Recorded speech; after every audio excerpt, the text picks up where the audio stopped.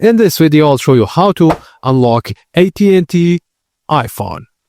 Before contacting AT&T, make sure you have AT&T account number, iPhone IMEI number. Just dial *#06# on your iPhone keypad. Go to Settings, General, About, IMEI, and check the SIM card slot or the back of the iPhone for all the models. And then AT&T account password for verification, and that's the thing you need for that. To qualify for an unlock, your iPhone must be fully paid off, your AT&T account must be in good standing, and the phone must not be reported as lost, stolen, or involved in fraud.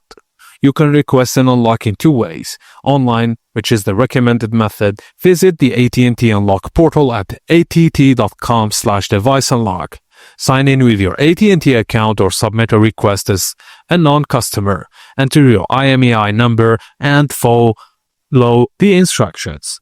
You can also call by phone at 1-800-331-0500 or 611 from the AT&T device. Provide your account details and IMEI to the representative. Just wait for approval and complete the unlock. And that's it. Once unlocked, your iPhone can accept SIM cards from carriers worldwide.